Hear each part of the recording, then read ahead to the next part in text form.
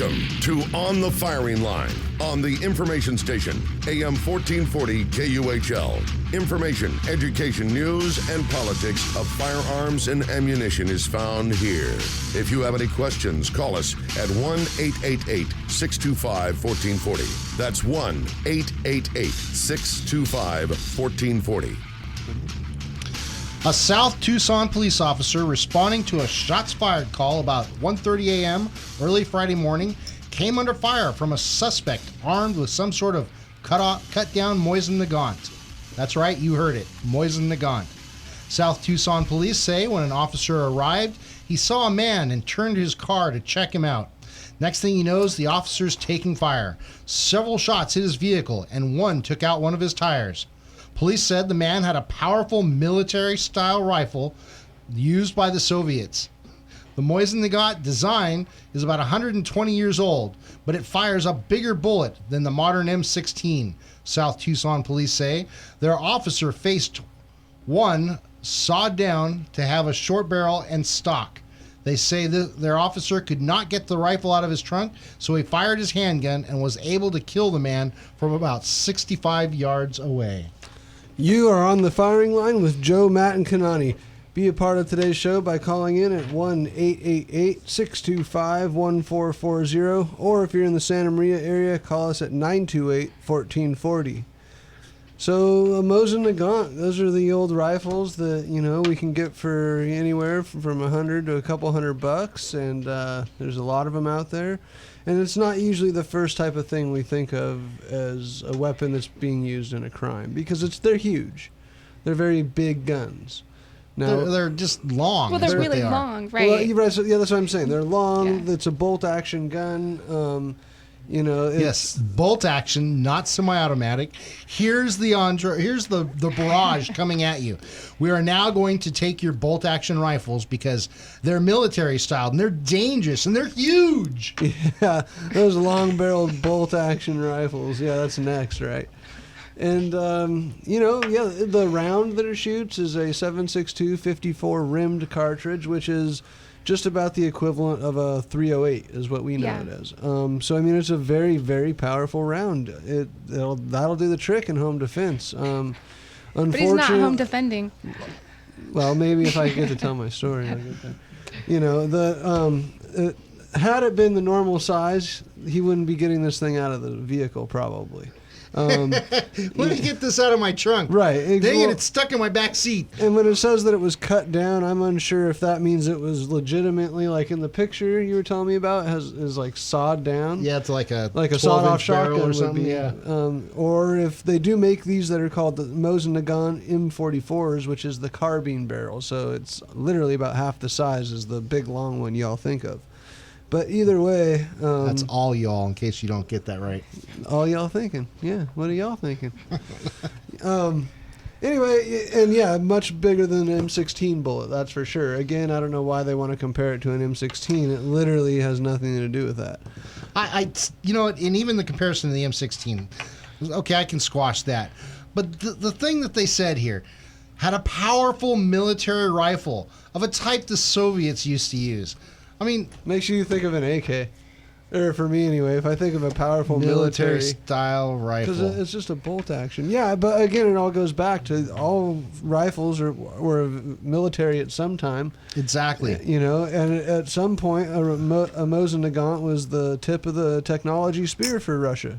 And for a lot more countries, because that was a very prolific rifle. Has been around forever, kind of much like the .303 and and other things. I believe the cartridge itself, the 54 rimmed, has been in production for a military longer than any other cartridge. Period. Interesting. Still, it's funnier than. It just blows me away. And I'll tell you what, though, it was good to see that this officer must have been one of the officers that do go out and practice regularly. Yeah, a 65-foot shot with a handgun. That's not the easiest thing to do when somebody's got a Mosin Nagant on the other end. So yeah, kudos to the. Looks like he was in Arizona here, Tucson police. Hopefully they've been training a little bit. But I think this just goes to show you really never know what they're gonna pull out, what a criminal may use, and again, you never are going to know how the news is going to portray it. because here it is saying that it's a powerful military-style rifle. And yeah, yes, it is an old military rifle and it's powerful, but the way they paint the picture is the usual way they paint it. You know, a little over-exaggeration. Thinking that it's going to be an AR or some evil weapon. So I don't know. Either way, if it's evil, it's evil. If it's not, it's not. So. All right, looks like we have a caller online already. Brian, welcome to On the Firing Line. Hey guys, how's it going? Good. How about you? Hey, man, I'm finer than frogs here. That's got to be pretty fine, if not slippery. Yes, sir. I had a question about that. I mean, that guy had that in the gun, and I want to say that, you know, a flintlock is a military rifle. Yeah, absolutely. You know, I mean, give me a break. Exactly. And, I mean, a bolt-action rifle, give me a break.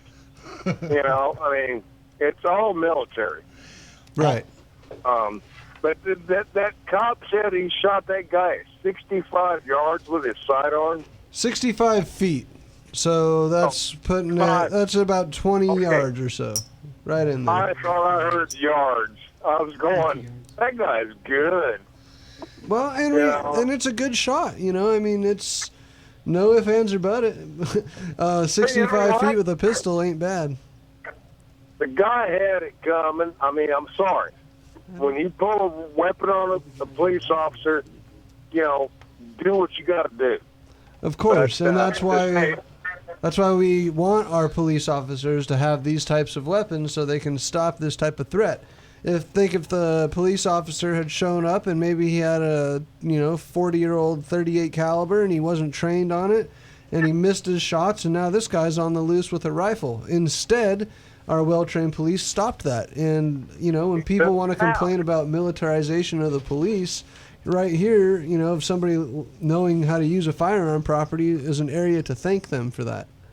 I agree 100%. But, when the media comes out and says military style, yep. Like I said, you can go all the way back to matchlock rifles. I mean, I know you know what a matchlock is. Oh, yeah. That's going back a ways. You can go, you can go back to a matchlock and go, oh, that's military. Right. At a time, it was all military. All weapons are based off of military designs. Exactly. It does not have to be a fully automatic or semi-automatic or any of that. It's I mean, like I said, from the very beginning, the matchlock to the flintlock to the cap lock, it's all military. Yep, and it was, that was the industry growing and building and getting better, just like everything else. So where we are today, that's progress, and that's a good thing.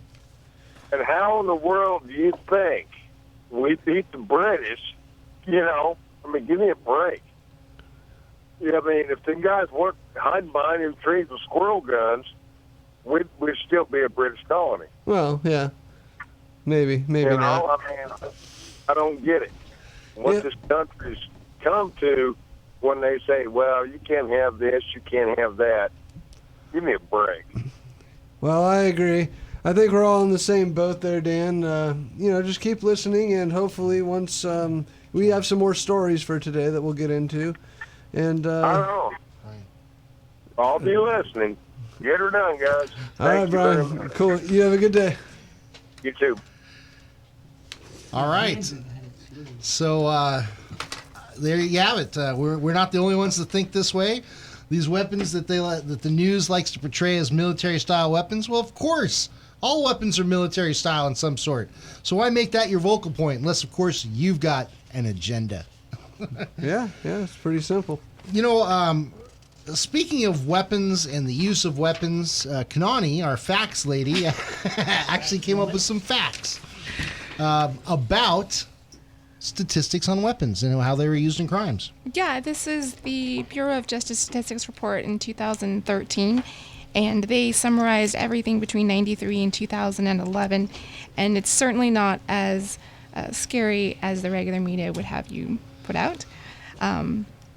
There was actually one here that talked about gun shows, and as far as how many different guns came out of gun shows, it says in 2007 to 2011, less than 1% of the victims in all non-fatal violent crimes reported using a firearm to defend themselves during an incident. And in 2004, among the state prison inmates who possessed a gun at the time of the offense, less than 2% bought their firearm at a flea market or a gun show. That's insane. So, the old saying, hey, we've got to close down the loophole at gun shows. We've got to stop these guns that aren't registered from being sold, because they're the ones that are going to get used and kill all kinds of people. I mean, people are going to die in the streets, in their beds, in their homes, out in their garages. Well, we've seen it before. It's all hype. Yeah, we've seen it before. It's all hype. It's not going to happen that way. It doesn't. I mean, heck, just look at the first thing on your facts thing. Fire-related homicides declined 39% from 18,253 in 1993 to 11,101 in 2011. Are these statistics for America? These are. This is from our government. I'm sorry, how many people live in America? 300 million. And there were only 11,101 firearm-related homicides? In 2011, yeah. Yeah, when you look at the big picture, I mean, yeah, you can look at the number 11,101 all by itself, and it's not a pretty number. When you look at the facts in the bigger picture, it's not a big number either. Yeah. What percentage is that of the United States? Let me get my calculator out. Because I'll guarantee you it's such a minute number. It's got to be less than 1%. So that is just insane. Yeah, it's about what, This is 0.003. Right, but yet the media and these Michael Bloomberg conglomerates, or whatever you want to call them, they are so easily scaring the American public. Right. It's less than 0.5%. Right. Less than a half. Yeah. 0.0, you got 0.04, 0.05. Less than half a percent. Yeah. I mean, you'd think after listening to Bloomberg and Mothers Against Guns or Every Town for Gun Safety or whatever it is, that you would think that murders are happening by at least 30% of America. Well, but the problem is that that's what they tell you, is that there's a murder happening every hour of every day in every school in America. So they're just making it up, and it's not actually factual information. That's the point right there. Yeah, I heard the flu kills 40,000 people a year. I think rhinos kill a few thousand a year, too. Rhinos? Yeah. So like the animal with the Yeah, horn? like the animal with the horn, yeah. So yeah, you can't get away from a rhino. They're too big. Wait, if you really want to get down and dirty, how many people do cars kill a year? Across thousands the and nation? thousands. It's in the hundreds of thousands. Yeah. 100,000. Easy. Yeah.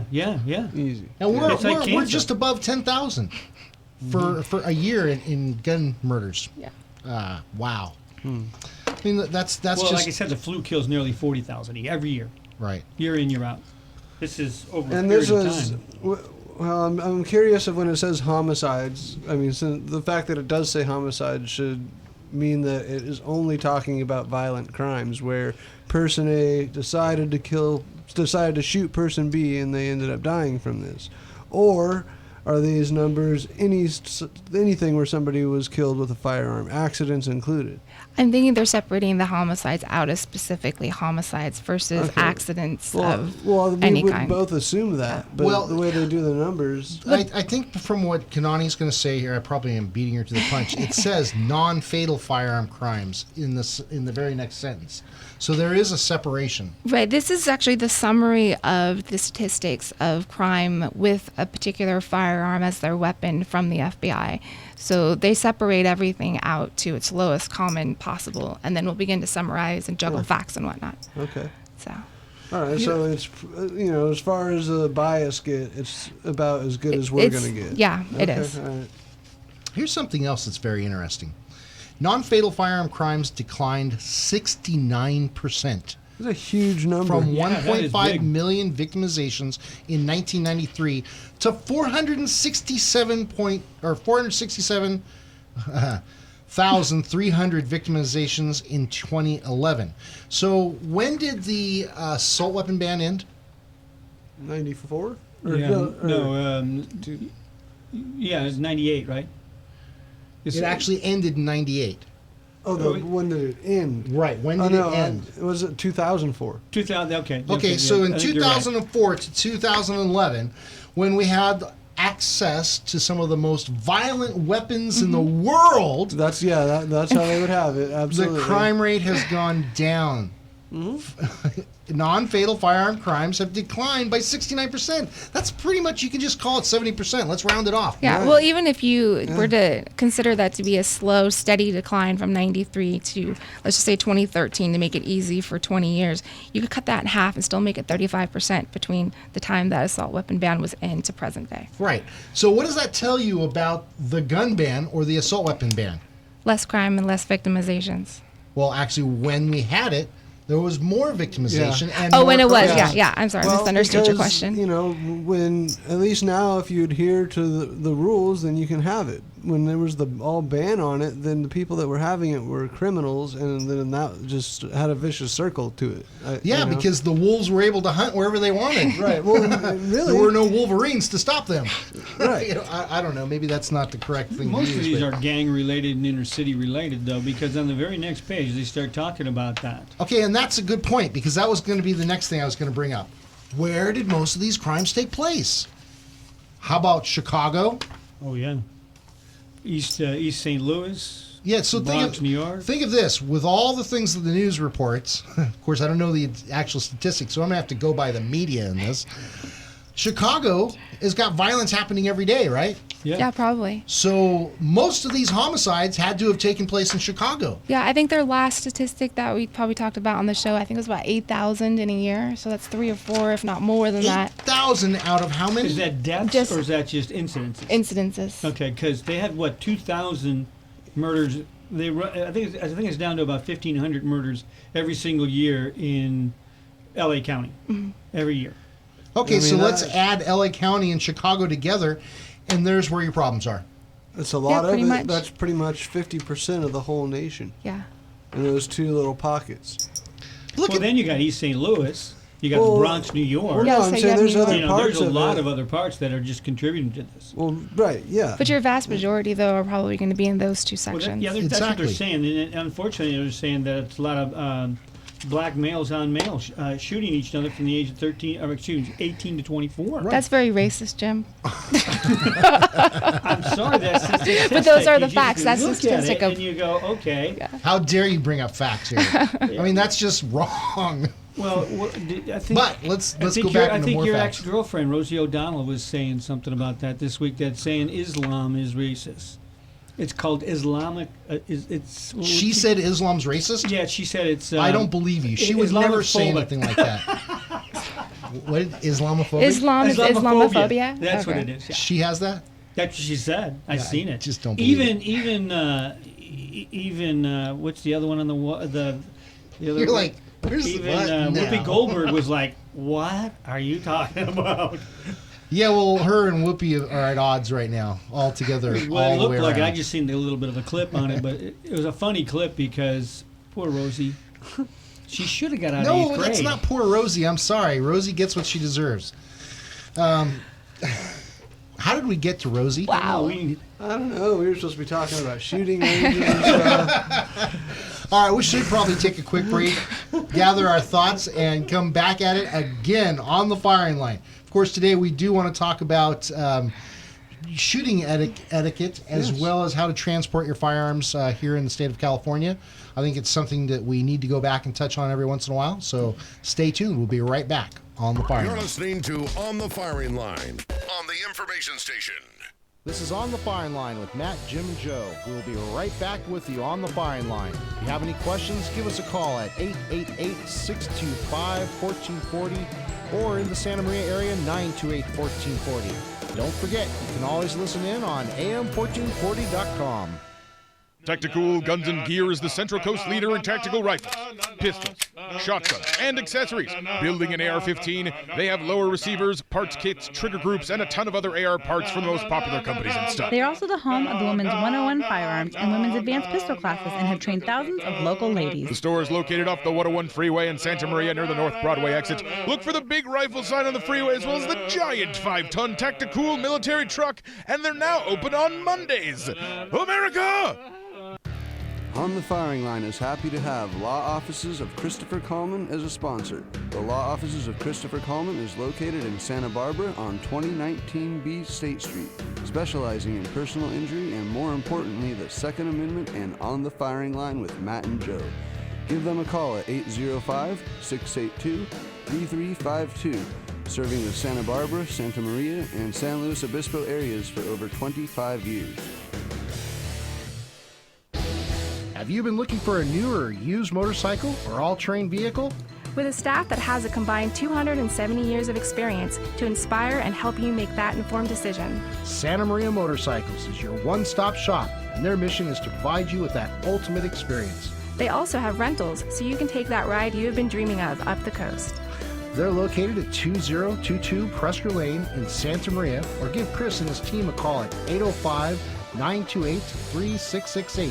Again, that's 805-928-3668. We're happy to have a special guest here today at the Plumbing Talk Studios, Jeremy Griffin, owner of Griffin Plumbing in Orcutt. Welcome, Jeremy. Hi, thanks for having me. So, Jeremy, the reason your plumbing company is called Griffin Plumbing is that your last name is, in fact, Griffin. Yeah, that's right. Unbelievable! Griffin, just like the legendary creature with the body of a lion and the wings of an eagle. Yeah. What a brilliant move, Jeremy. I'm a genius. To name your plumbing company after this majestic creature. A creature known not only to have divine power, but also to be a protector from all things evil. Well, it is my last name. Audience, listen carefully. If your plumbing devices are threatened in any way, I implore you to seek the power and protection of the Griffin. We're always here to help. Just give us a call. Call the Griffin. Find us at callgriffinplumbing.com or call 934-1949. Welcome back to On the Firing Line with Joe, Matt, and Kanani. That's right, you are back on the Firing Line with Joe, Matt, and Kanani. Give us a call at 1-888-625-1440, or if you're in the Santa Maria area, call us at 928-1440. All right, what are we going to kick down now? I don't know. I mean, during the break, we were talking about superheroes and Batman, who is the best Batman, who is the best villains and stuff like that. But I guess since this is a gun show, it probably wouldn't be appropriate to bring that up at this point. Unless, of course, we talk about firearms. the bat gun. That's right. I think my purse. Well, that's like the Penguin. He had the umbrella. The umbrella gun. Right. And he had like different types of ammo that it could shoot. He had a machine gun umbrella gun. He had a gas umbrella gun. He had the dart umbrella gun. We might have to do this. That's funny, dude. Because then we're going to have to bring up old weapons like, Flash Gordon's weapons, stuff like that, you know? I didn't see Flash Gordon. Yeah, the ray gun. The ray gun, yeah. We're going to have to bring up all kinds of stuff. My favorite gun of all time. We might even have to talk about all the weapons that Adam 12 went through. Oh, man. That'd be kind of interesting, actually. I mean, it'd definitely be some trivia. 18. 18. That'd be a good There's one. only one weapon in the 18. There's only one that matters. And nobody ever died. That's a perfect world, isn't it? As long as you have that weapon. All right, seriously, we're back to the show here. We wanted to take the time today to talk about proper etiquette when it comes to a firearm and also when it comes to transporting a firearm. I've actually got a couple of articles that we can kind of go off of.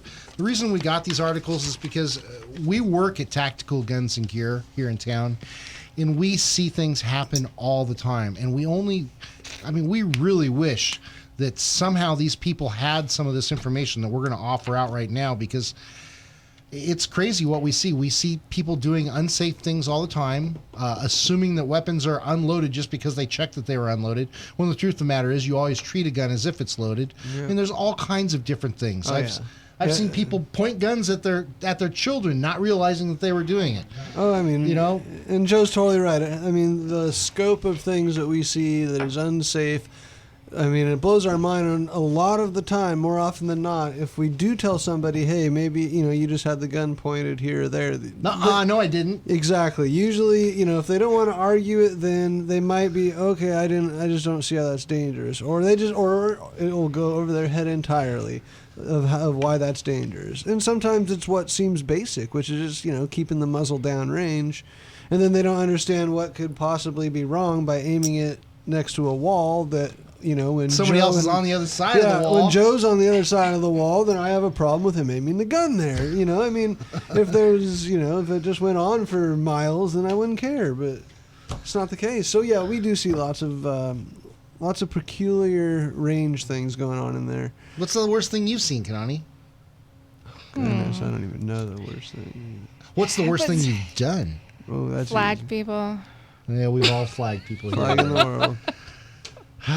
There is no perfect way to be safe when it comes to a firearm, but you can take every situation and try to be as safe as possible. Yeah, and that's all you really can do. And, once you start shooting and you get into it and it becomes sort of a hobby to you or whatever, the safety part goes along just with reloading a mag. It's always there. You don't, it's just there. It's one of those things for me anyway. It's like a muscle habit. Muscle Right, memory, exactly. Like, muscle habit. I don't ever have to think about not keeping my finger on the trigger. I never have to think of where my muzzle is because those type of things are natural. I know that, okay, I'm going to not I'm not going to put my finger anywhere near the trigger, and I'm not going to start waving the gun around, and I usually know the direction it's in if I have it on me. That seems obvious. A lot of people will get it in their hand and just start walking as if they're going from A to B and swinging that thing all around. And so a lot of the, it's just lots of different variables and it varies very little bit too, from just one person walking the same line as the next. But if you're holding it incorrectly, then everybody's at risk. Very true. All right, I've got a quick article I'm going to read. It's called A Gentleman's Guide to Old School Gun Range Etiquette. This was actually written by Joseph von Benedict. Benedict? Benedict. Okay. Benedict. When's the last time you went to a public range and had a horrible day? Not because your guns weren't cooperating, but because well-meaning idiots offered unsolicited coaching, handle your stuff without asking, ask questions, or corrected your form when you were in the middle of shooting groups, or just plain made a nuisance of themselves. If you're a regular at the shooting range, I'll wager it happens to you all too often, especially now that we see more and more schools and more people training. Yeah. I mean, there is a difference of opinion when it comes to training. And one thing that I think that we should all pay attention to is you can learn from all different things, but you need to practice whatever it is you learn. That's exactly the truth of training. And that's a good point, because you can learn little tidbits from everybody. Everybody has something to offer, But yeah, just if you're into something specific, just figure out a way to tailor that offering into how you're using the firearm. Yep. And definitely their approach of how they offer their advice to you varies between people who do use the little lady, you're doing it wrong, to the, hey, you mind if I help? I notice you're doing something different. Right. So. But either one of those either way, it could can be go, I really wasn't looking for any help, thank you. Yeah. Just hanging why did you have to come bother me? Look at my groups. I bet they're cleaner than yours. All right. Not so very long ago, guns were regarded as something between tools and musical instruments, and a stranger wouldn't presume to correct one's shooting any more than they'd correct the way you use a crescent wrench or finger your fiddle during the schoolhouse jam session. Don't get me wrong, there's lots of fine, respectful shooters that are a pleasure to share the range with. I made some greatly valued acquaintances by sharing a mellow afternoon at the range with courteous gun people. But today, every well-meaning mall ninja wants to show off their tricks they picked up at the local Tactical Academy. And even stumps sitting tobacco-spitting hand loaders will have themselves off their seat if they figure there's something wrong with your ammo. And they're the ones to fix it for you. Trying to spend a peaceful day at the range can sometimes be akin to standing on a fire anthill and hoping you ignore them. They'll go away. Yeah, I mean, it's, I see that. People, maybe you're at the range and it's at an outdoor range that's, if it's popular or something. Maybe there's just some people that enjoy the whole thing, but hey, they're not very good shooters themselves, but they like being up there.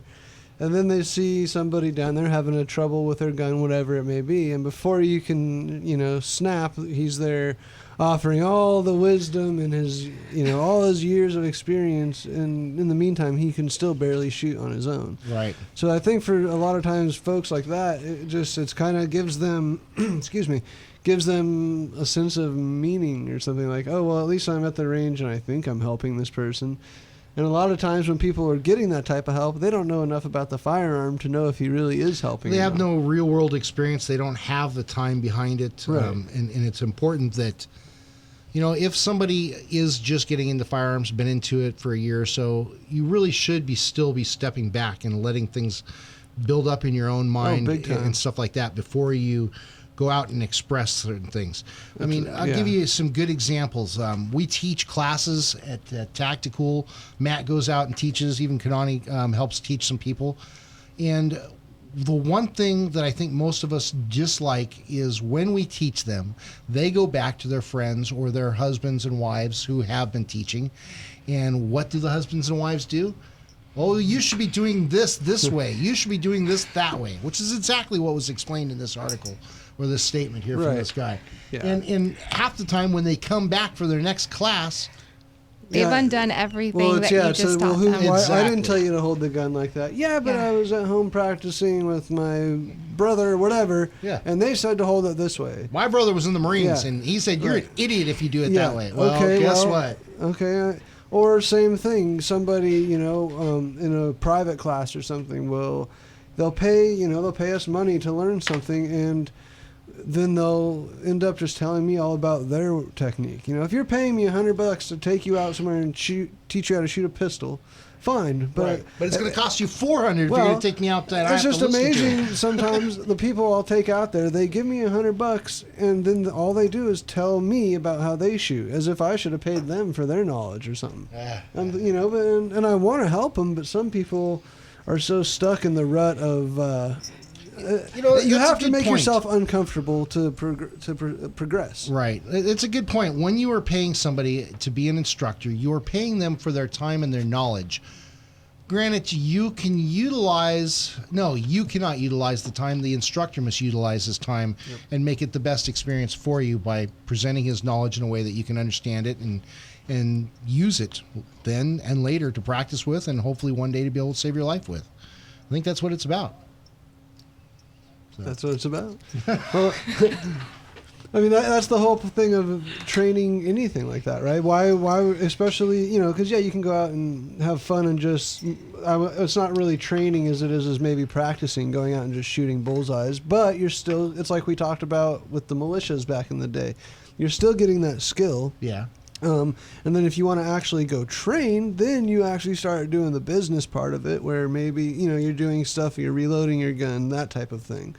So there's areas for both of them. It's like if you want to learn your business, you're going out and trying to master something for a purpose, because every gun has a use and a purpose, and a place where it can be applied. Yeah, absolutely. And I think that's what you're getting at is, that's when you're getting down to business. Because, yes, you can learn how to shoot a gun, hunt, and have fun target practicing to a degree.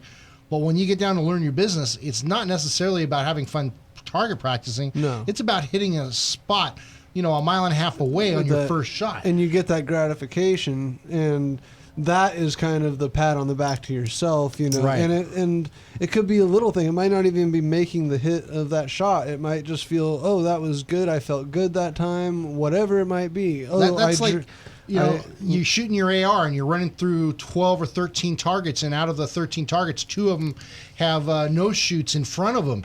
But you hit all your targets on spot. You're doing it faster than you've ever done it before. And you're doing your mag changes. You even run into a malfunction that you have to clear out, and you still beat your old time. Right. That's when you're getting your business down and you're practicing to the point where you feel like you've accomplished something. And all of that is not so that you can go out in a battle situation or a protection situation and shoot a perfect bullseye. It's so that you can save your life when it comes down to it. Absolutely. It's all those little things, But no, that was well put, because you could talk the different angles of it quite a bit and from a lot of different angles. But like you just said, I mean, the way you're doing it, and at the end of the day, it might be the skill that saves your life. Yep. Life, excuse me. So I do not want to have to think about it. And I do think, later. Also too, I won't beat it up anymore after that. But beat it up. I think when people, okay, just say the average guys, we're going to go shoot today. We're going to go out to the range, go have fun. Cool. All right. And then they look at, okay, like if you and I were going to go actually train, they might look at it as, well, that's not fun. You know, like, I just want to go shoot and have fun. Training's not fun. But once you start training, it will become fun.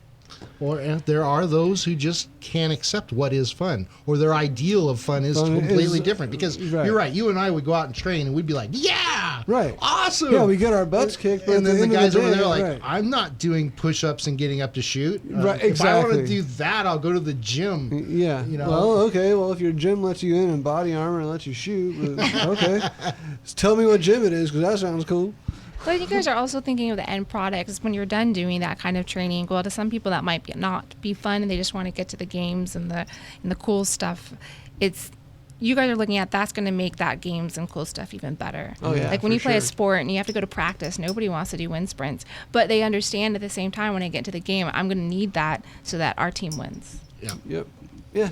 Same exact concept applies all the way through it, and you can. You know, you're never going to top out. There's always something else. Especially when you start topping out, just go back to basics, you know? Everybody can rework the basics, no matter what we're doing. I agree. All right, so it looks like we're going to take a quick time out, and we will be back with more On the Firing Line. We'll be back to more of On the Firing Line with Joe and Jim after this. This is On the Firing Line with Matt, Jim, and Joe. We'll be right back with you on the firing line. If you have any questions, give us a call at 888-625-1440 or in the Santa Maria area, 928-1440. Don't forget, you can always listen in on am1440.com. Tactical Guns and Gear is the Central Coast leader in tactical rifles, pistols, shotguns, and accessories. Building an AR-15, they have lower receivers, parts kits, trigger groups, and a ton of other AR parts from the most popular companies and stuff. They are also the home of the Women's 101 Firearms and Women's Advanced Pistol classes and have trained thousands of local ladies. The store is located off the 101 freeway in Santa Maria near the North Broadway exit. Look for the big rifle sign on the freeway as well as the giant 5-ton Tactical military truck, and they're now open on Mondays. America!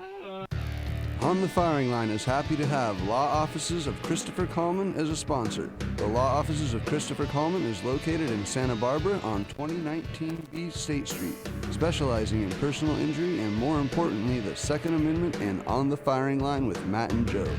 Give them a call at 805-682-3352, serving the Santa Barbara, Santa Maria, and San Luis Obispo areas for over 25 years. On the air with the Midnight Mystic is one of our regular callers, truck driver Charlie. Boy, I just seen another one, Midnight Mystic. Another Griffin, Charlie? I'm telling you, they're all over the Central Coast now. How long have you been on the road now, Charlie? 2, 5, 8 weeks, I don't know. Perhaps you should park the truck and get some sleep, and maybe the Griffins will disappear. Well, there it is again. I'm going after it. What does it look like, Charlie?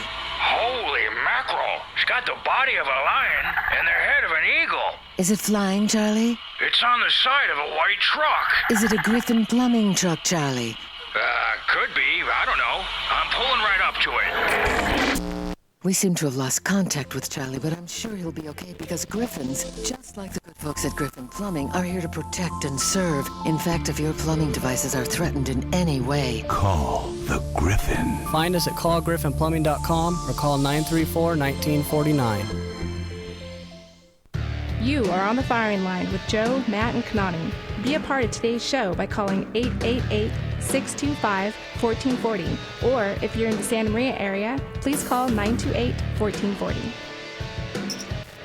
All right, we're back on the firing line. And, we've been having so much fun talking today. We haven't really got into the stuff we wanted to talk about. So I think that we should get in here and finish up some of this stuff. Before we do, though, I just do want to say, shooting and practicing is something that you can do and have fun. It doesn't matter what kind of practice you do. All of it is going to help prepare you in some way, shape, or form for that unforeseeable event. And hopefully none of us ever have to go through it. But just keep that in mind, all right? You don't have to go out there and put your vest and your bulletproof, armor on and helmet and stuff like that, because truth of the matter is you'll probably never, ever have to use it. But doesn't it make it more fun? It does make it more fun. I get to pretend like I'm Army man for a day without having to put my life on the line. Wow. All right. Let's go on with 6 shooting range etiquette tips. The first time you go to a gun store, some of these things are things that you should pay attention to. There's reasons that these tips are out there is because people have lost their lives or been seriously injured because of that and become part of the statistics that Kanani was actually presented to the show on the outline. And you can go on our Facebook page and look those up, or as we come across them, one of us might even, scream out, hey, look, that's part of this one, or something, okay? But first one, always face forward downrange when you're at a gun stop and you're shooting. That makes the most sense, I think, of all of the rules is always, you're keeping it with those firearm safety rules, keeping your firearm pointed in a safe direction. And downrange, in most cases, is the safest direction. The safest direction. Yeah, because people get complacent. And when they turn, their gun tends to turn with them. Which is a good thing if you're shooting trap or something, but not a good thing if you're shooting pistol inside a indoor range. And that's how I've seen people aim guns at their family members. Very scared. It's okay to sit and look down range and talk. Your people around you should still be able to hear you. So keep that in mind, all right? Let's see. Here's another one. Walk the line. Backseat drivers can be frustrating, annoying, and dangerous. So can backseat shooters. These are the folks that stand way too far back from the shooting line. When what happens, the muzzles of their various firearms are actually behind other shooters on either side of them. It is the result of some instinctive dirty hairy reflex to have the drop on everyone else at the range. We don't know. Yet as nice as you seem to be, I don't trust you. Not when you have a loaded gun behind my back. And what that means is there's usually like a bench or a table or something where you can set your firearms and your ammo and load. And then that's where everybody's going to line up at. And some people like to take 3 or 4 steps back behind where that bench is, either to give them more distance or, like it says in the tip, to have that dirty hairy reflex, I guess. But that makes it more dangerous for the people who are side to side of you. Because all it takes is an accident. Granted, when you're out on the field and you have to protect yourself, or somebody else around you, you're not always going to be right up on the line. No, not everybody's going to step up like in a volley line and be perfect. But when you're at the range, you're supposed to use this etiquette to avoid any possible accidents. Mm-hmm. So, do they also call this the 180 rule, where everything to the side of you as a 180 degree angle is where you should be pointing your gun? For competition, they do, yes. But in the range, it's not a 180. It's a perfect. It's a perpendicular straight ahead or not. Yes, and that's it. Okay. All right, here's another rule. Be frigid. And this is, okay, be frigid. I read this and I was like, okay, what does that mean? Well, here we go. While being frigid won't help you make great strides with members of the opposite sex, it will help you become exceptionally popular at the shooting range. When the range goes cold, people can go check their targets and do other maintenance activities out where the bullets normally fly. It's not the time to tinker with your gun, adjust your sights, or show your friends your cool new grenade launcher. It doesn't matter if your gun is empty. Remember the rule number 1. A gun is never empty. And that's huge right there. Always you treat a gun as if it is full. That's it. I don't care if you've unloaded it, because where most accidents happen is when people are cleaning their guns. It's because they didn't properly unload their guns. No, it's because people will pull back the chamber, pull back the bolt, look in the chamber, go, yep, that's unloaded, not realizing that a lot of guns hold another round inside of the action. A lot of your rifles and stuff, so you don't see it. And then what's out of mind usually is out of mind. Out of sight, out of mind. I think that's what I meant to say. So here, some bonus tip. If you can't look like a real pro, then don't just put your guns on the table when you hear range cold. Step away from the shooting table and stay there the whole time the range is cold. This is a super duper move that lets nearby shooters know that you are not messing with your guns while the range is cold. It's very considerate, and they will love you for it. It's also a great time to socialize with your range neighbors. There's not much more fun than talking gun geekery with new friends at the range, which is true. It is good to share those kind of things. Here's another thing. Bag your guns. Shooting bags do much more than just look cool and tactical. Of course, they're a convenient way to lug all your junk back and forth to the shooting range, but using a proper shooting bag is also a safety issue. Unless you carry your gun to the range in a separate case or box, a good shooting bag is a safe and considerate way to do it. if you walk into a shooting range waving your rifle or pistol around, people just might get the wrong idea about your intentions. Case it safely, unload it with the action open, and bring your whole bag to the shooting bench. Once there, remove your gun following posted range procedures. That's, oh my God, how many times have at the range you've been visiting and seen people come in with their guns exposed? Oh, yeah. What are we supposed to think when you come to our front door with your gun out? Well, exactly what bad guys do with their guns out. You know, it's common sense. Hello. Yeah, it's about the impression of how everybody else is viewing your situation. Well, you might not intend that to be the case. People around you aren't going to feel very safe or comfortable if that's what's going on. And they're going to think of the worst case, because if it does go that direction, they do want to be prepared and ensure the safety of the people who are around them. And I think this is something that you could almost consider situational, because, okay, if you were in Arizona where everybody has a gun on them and everybody's carrying a gun, and let's say that's the way we perceive that it happens there, then yeah, you'd expect people to come up into the range with their gun slung over their shoulder or a gun in their holster. But when you live in an area where no, that does not happen, then you must assume when somebody comes in with a gun on their side, hey, look, this is out of the norm. This is not right what's happening. I'm supposed to be looking out for stuff that's not the norm. How am I supposed to react to this situation? And yes, it's up to me to take the time to react correct to each one of these situations. But I don't really want to be put in a situation where, number one, I could react badly and put myself in jail or put you down and ruin your family's life or your life and stuff like that. Don't put me in that position. Walk into the gun range with your gun in a bag. It's like the other day at the store, we had a guy that says, I want to ride my motorcycle to the gun range. How do I take my rifle? That's actually a really good question. I was actually thinking that this particular tip definitely leads into how to transport your guns and firearms in California, because of how our state views firearms and the types of restrictions that they put upon us, we're not in a position like somebody who, is in Arizona, to use your example, where that is a common thing, where people do have guns out, people are open carrying, and it's not unusual for that to be the case. Well, when it comes to a motorcycle, number one, you do not want to have it exposed. How are you going to do that on a motorcycle? Well, you're going to have to get a case or some sort of carrying device that locks onto your bike or attaches to your bike in California. But let me ask you this. If you own a car, why would you drive your motorcycle to the gun shop with your gun on the back? Common sense dictates, right?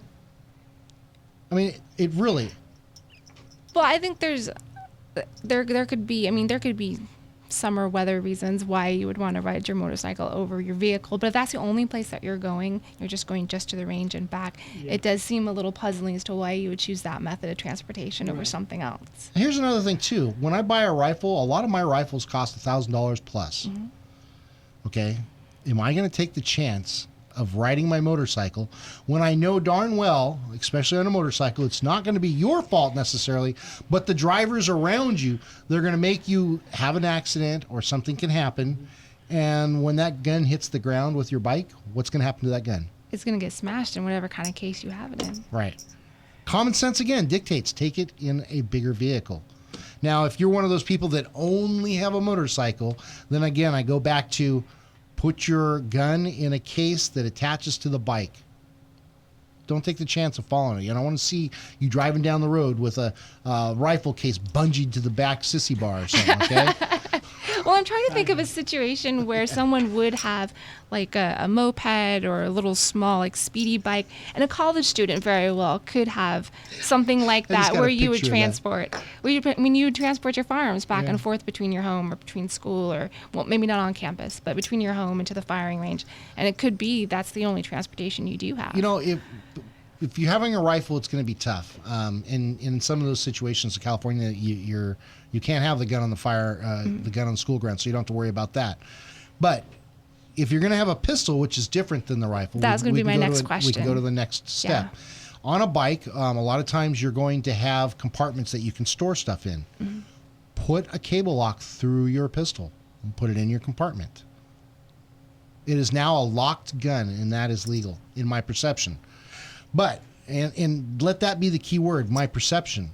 You're going to come up and be dealt with by different law enforcement officers if it ever arises, and each one of them may have a different perception of how it is. Like we used to talk to the chief of police here from Santa Maria, who said, "Hey, if you have a gun in the trunk, it's a concealed weapon." Well, then how do you transport it then in your regular vehicle if He it's in said your the best trunk thing to and do locked? is have it open, locked in a locked box right next to you in the car, where it's visible. That seems like an odd suggestion, only because it seems like you would easily be able to get access to it Right. while you're driving. Now, I think in California law, it actually says you can have it in a locked box, or you can have it locked in your trunk with your ammunition separate and no magazines loaded. That to me seems like it's the most reasonable, out of arm's reach. You're locked and you're separate with your ammunition, so there's no chance that something may or may not happen. Yes. Now, personally, I disagree with it all. I think that you should be able to have it loaded on your side and ready to go, because no bad guy's going to wait for you. You might be on the way to the range. You might be on the way to the grocery store. And when that bad guy comes up and you have to deal with something to save your life, because he's going to kill you, you got at least a fighting chance. No, I agree. Yeah. Even a 1% chance that I might come out of it alive because I have a gun on it is worth it to me. Terrible. All right. Let's see. Question everything. God, we only got 3 minutes left. You know what? We should bump forward and go to traveling with firearms in California. All right. This is straight from the DOJ website. California Penal Code Section 25610 does not prevent a citizen of the United States over 18 years of age who is not lawfully prohibited from firearm possession and who resides or is temporarily in California from transporting by motor vehicle any pistol, revolver, or other firearm capable of being concealed upon the person, provided the firearm is unloaded and stored in a locked container. Well, that seems very easy then. There we go. Unloaded and it's locked in a container. The term locked container means a secure container which is fully enclosed and locked by a padlock, key lock, combination lock, or similar locking device. This includes the trunk of a motor vehicle, but does not include the utility or glove compartment. For more information, refer to California Penal Code Section 16850.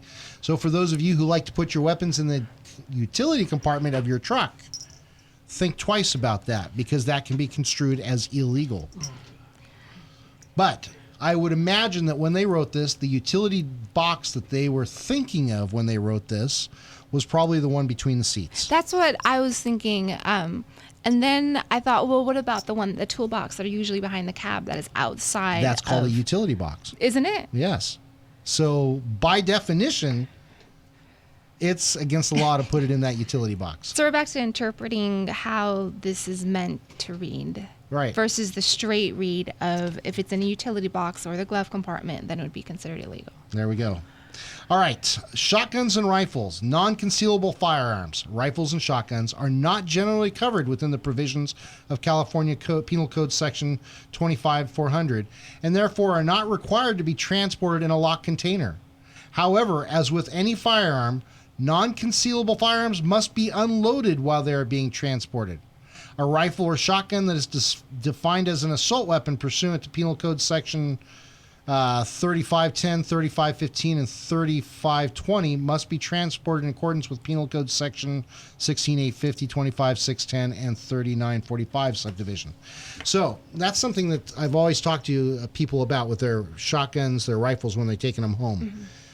Generally speaking, a rifle only has to be locked when it is exposed. If it's not exposed, it does not have to be locked up. So what are we considering but in reading exposed, this, though? Well, meaning that it can be seen by the public through any window. Okay. But in reading this, it states, period, it doesn't have to be locked. It just has to be unloaded. And this is from the DOJ website. That's an interesting thought. But I've talked to other police officers who have said, no, if it's exposed where anybody can see it, it needs to have a lock through it. If it's just in a case where it's not exposed, then it doesn't have to. And I would imagine that if we did some research, it would go back to the same saying about having a gun rack in your truck. Mm-hmm. That's where that probably comes from. Very possibly. So that'll be interesting to look at. And of course, if you have assault weapons, ladies and gentlemen, you must keep those locked up and under your control at all times.